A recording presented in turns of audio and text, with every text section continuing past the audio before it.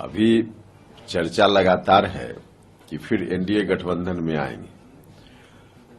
यह बात तो सही है कि जहां हैं वहां नीतीश जी काफी परेशान हैं, दमघुटन की स्थिति में, इसलिए वहां से निकलना चाहते हैं। लेकिन भारतीय जनता पार्टी में आएंगे, अगर गठबंधन के साथ आएंगे तो फिर लोकसभा चुनाव के बाद रहेंगे साथ में कि नहीं रहेंगे, यह भी एक बड़ा सवाल है। इन तमाम सवालों के मद्देनजर अब चीजों का आकलन करना पड़ेगा, देखना पड़ेगा। लेकिन जब तक पूर्ण रूप से घोषणा की बात नहीं होती है तब तक इसको मान ही लेना कि ऐसा हो ही गया या हो ही जाएगा, ऐसा कैसे कहना संभव है। दिल्ली में बीजेपी ने भी बैठक बुलाई है, अपने सहयोगियों को भी बुलाया जा रहा है। चिराग पासवान ने कहा कि अमित शाह मुझे बुलाए हैं कि जो भी होना होगा 1-2 दिन में हो जाएगा। इन ऐसे हालात में आप लोग जो जेडीयू छोड़ के आए थे उनके लिए तो बड़ा मुश्किल हो जाएगा। देखिए, किसी के लिए मुश्किल नहीं होगा। अब जो भी स्टेप नीतीश जी लेंगे उनकी मुश्किल उनके लिए और मुश्किल होगा आगे आने वाले दिनों में।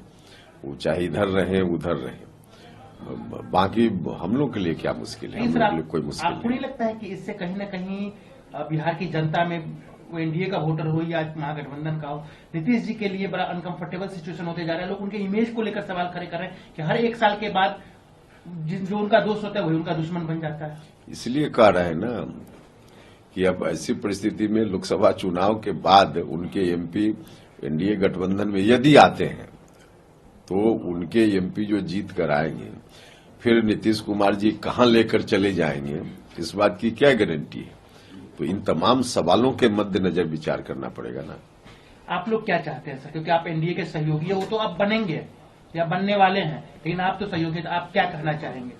नहीं, देखिए, हम ने पहले ही कहा है कि भारतीय जनता पार्टी एनडीए गठबंधन में सबसे बड़ी पार्टी है, तो डिसीजन उनको लेना है। लेकिन इन तमाम सवालों को देखते हुए, तमाम परिस्थिति के मद्देनजर कि बीजेपी की मदद से उनके नीतीश जी के लोग जीत भी जाएंगे, तो फिर लोकसभा चुनाव के बाद आवश्यकता पड़ी तो महागठबंधन में नहीं चले जाएंगे, इस बात की क्या गारंटी है।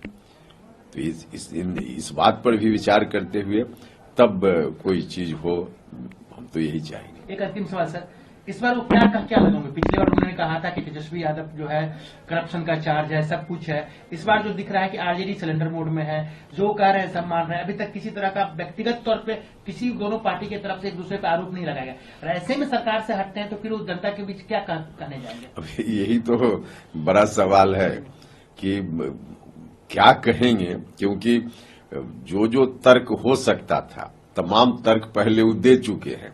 अब इस बार वहां से हटेंगे तो क्या तर्क देंगे। मुझको लगता है कि कुतर्क भले कुछ दे देंगे, तर्क तो कुछ हो ही नहीं सकता है। ये इनकी अंतिम पॉलिटिकल उलटफेर की पारी है, आप मानते हैं। देखिए, अब तो उलटफेर करें न करें, अब आगे उनके लिए, उनकी पार्टी के लिए सरवाइव करना ही मुश्किल सा है। तो इसलिए अब कहाँ कोई फिर अभी करेंगे फिर बाद में करेंगे, इसका कोई मामला नहीं है। अब इनके सर्वाइवल पर ही प्रश्न चिन्ह है, जितना दिन और इनकी पार्टी चल रही है बस।